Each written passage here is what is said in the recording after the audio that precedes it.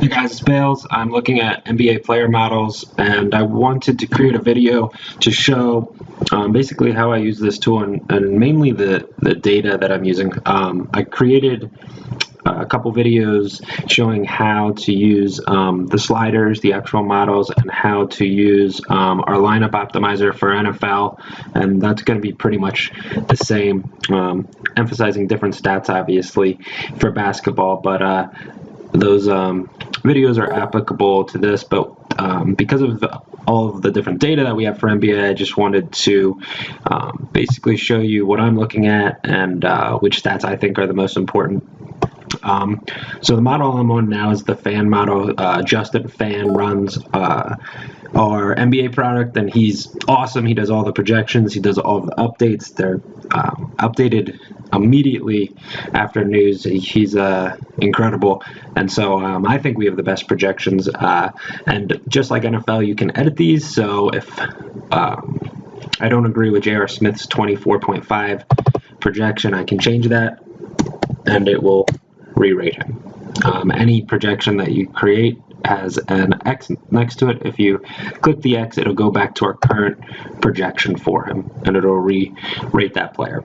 So the median projections, I think, are what most people use. If you are in cash games, I also like to look at the floor projections, which are super important, and ceiling, obviously good for GPPs, and those are based off of formulas that I created looking at the historic volatility of certain stats. So we know J.R. Smith is likely to get X% of his stats or his fantasy production from rebounds. How volatile is that? And we actually do have individual stat projections in the background. So behind these numbers are projections for J.R. Smith's points, blocks, steals, rebounds, everything.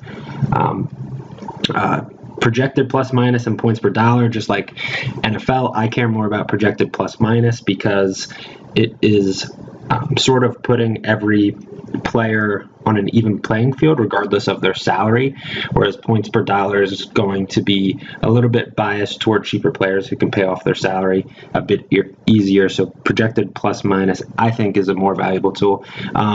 Usage projection, this is really important, and I think more important than the minute projection. Most people look at minutes. Really what you care about is how often is the player going to touch the ball, how many opportunities is he going to have to score fantasy points. So this is really the most important projection for me, other than Justin's point projections. We have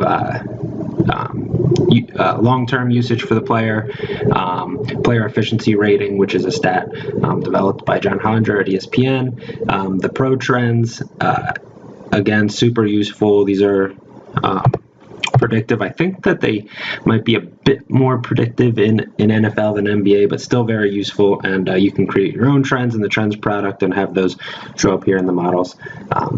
Bargain rating is, of course, very important in a sport like basketball, that because it's so predictable and consistent of a sport, it really pays to be price sensitive. It's sort of like in NFL how we want to be a bit more price sensitive on running backs and quarterbacks than we need to be on pass catchers because they're more consistent. Everyone in NBA is pretty consistent, so it's important to really be price sensitive. Opponent plus minus, which is the points above or below expectation a particular defense has allowed to a specific position. So we have plus 1.9 here.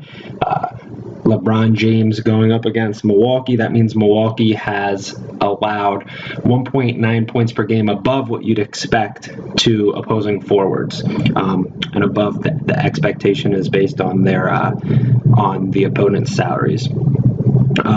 Pace differential is really useful, I think, especially when you're looking into sort of combining a guy's ceiling or his upside with the pace of the game. It just shows the difference in possessions for teams, basically. So negative 6.5 is obviously a negative for DeMarcus Cousins. It means that he's just not going to see as many possessions in this game based on the opponent, the Heat, who just aren't very up-tempo.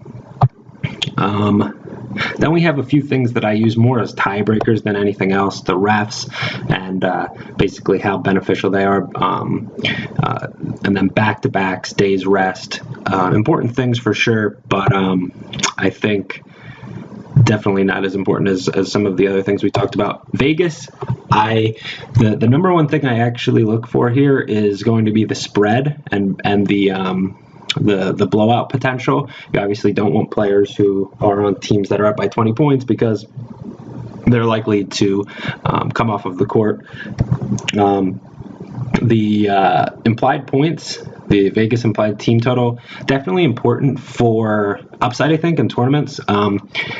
But of course, those players are also going to have higher salaries. So a lot of times in cash games, I actually think that there's perhaps a bit more value on some guys who. So you can see actually that just changed, which means that the line moved and it auto updated, and then the rating presumably changed because of that.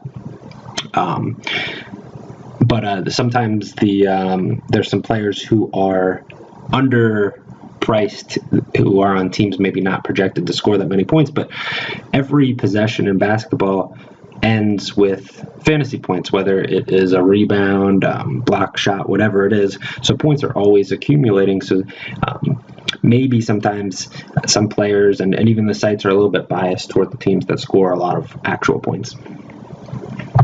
And then we have the fantasy month and fantasy season stats. These are site specific. So DeMarcus Cousins has reached his implied total 37% of the time this month, 35% over the past 12 months. And this is a running 12-month total. It's not just the season.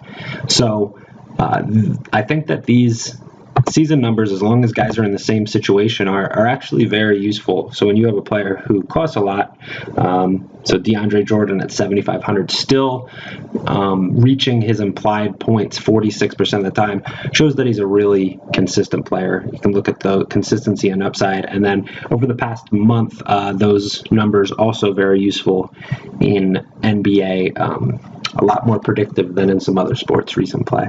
So that's basically the data I'm looking at. Our projections and the ratings that come off of them are the most important, because Justin is considering all sorts of different factors, and he's just really, really good at that stuff. So if you disagree with any of the projections, you can change them and use all of the other information here and the data that we have at your disposal to make the best decisions possible. But this is pretty much how I use our tool.